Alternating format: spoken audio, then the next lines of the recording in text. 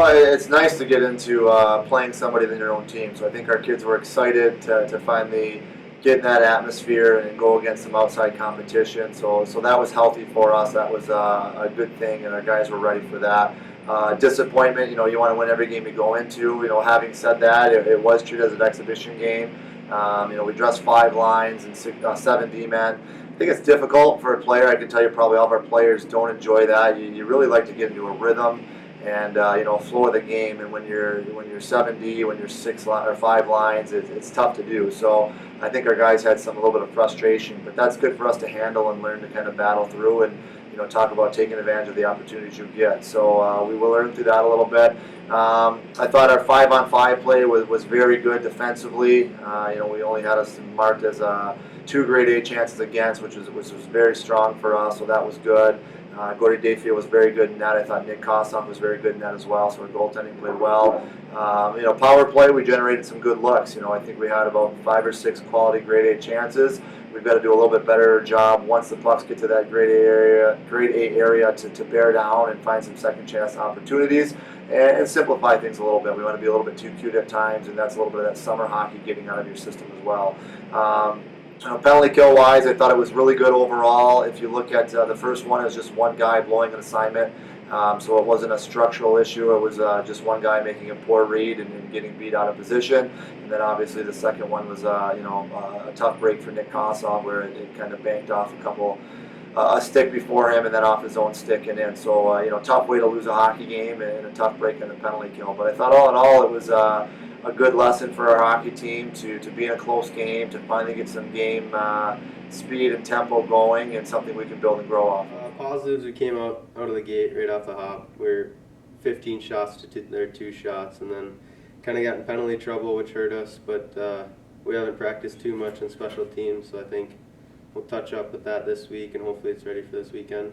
And we got to bury out our opportunities. So once we can pop a couple in the net, I think the waterfall will start flowing and we'll be good. Well, I mentioned Gordy Dayfield. I mean, he continues to look very good in net, and we expect that. He had a great year last year, so we know that from Gordy. Nick Kossoff through the blue-white game and the exhibition game has looked very well. Probably ahead of where we thought he might be. So Nick's done a good job, and that'll be a position of strength and in a healthy, competitive spot. Gordy's our #1 goaltender, but Nick's right there to challenge for some starts and to take some load off Gordy. Again, defensively pretty solid. Aiden Wright's been really good, rock solid from day one. I think he's probably been our best defender. Eric Draplik's in good form now as well, and he really shines in a game situation, so Draplik's playing well. We're still kind of shuffling some deep pairs, probably beyond that, to see where guys shake out. But again, 5-on-5, we didn't give much up, so that was, as a group, it was a very strong performance from our D-corps. And then up front, we like our team speed better this year. We like some of our skill set better this year. But we have to be heavier and harder in those dirty areas. We're a little bit too cute right now, still in summer hockey mode. But we saw some good skill plays. We saw some good puck touches, created, I think, 14 grade A chances for, which is pretty good for us.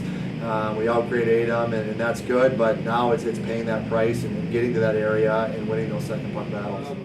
I was trying to just be noticed by the coaches. I mean, I'm still trying to find a spot in the lineup and hopefully make it out to Maine. So I was trying to do everything I could, but play smart. So I wanted to play hard, but play smart as well. Nellis cross ice quickly, thrown down in front. They score, and they tie it up at 2. Gage Torrel bangs it in. I talked to the coaches before I left the beginning of the summer last year, and they kind of gave me some expectations to what they want to see in me this year, and I've been trying the best I can to work hard and work out and try and transform my body to the best of my ability, so I can help the team in every way. And it's just a couple lucky bounces for me in the first couple games here, but it really doesn't mean anything till this weekend when the season actually starts going. So hopefully I can keep it going. He knocked it down. It's held in now by the gold team.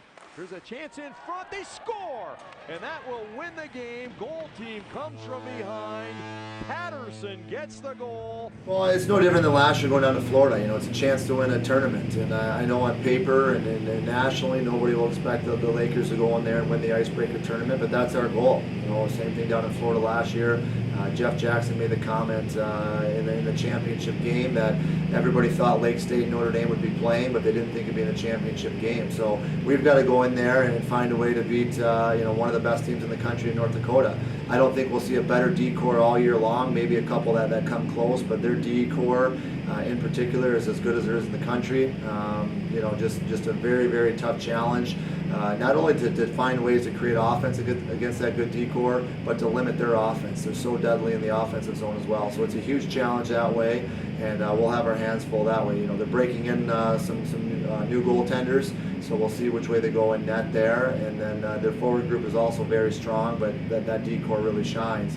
I think the next night it's a little bit of the opposite. Michigan State rather has a little bit of a probably some inexperience among their D core and some injury situations going on there, but they're backstopped by maybe the best goalie in the country. Jake Hildebrand is as good as anybody in the country, and that's a huge challenge. So again, we've got to pay the price and get to that net area and be dirtier to play against in a real quick hurry here these couple days to get ready for Friday night and see a little bit a different look between those two teams. Yeah, I've heard a lot about the Michigan State series and how much it means to our fans here and how big the rival is. So that game's going to be fun. Everybody's energy is going to be going that night, and same with North Dakota. We went in there last year and we kind of went up on them and couldn't hold the lead. So I know the majority of the guys returning are kind of have that fire in their belly that they want to beat them with the same lead we had and kind of keep it. So I think both nights we're going to come out,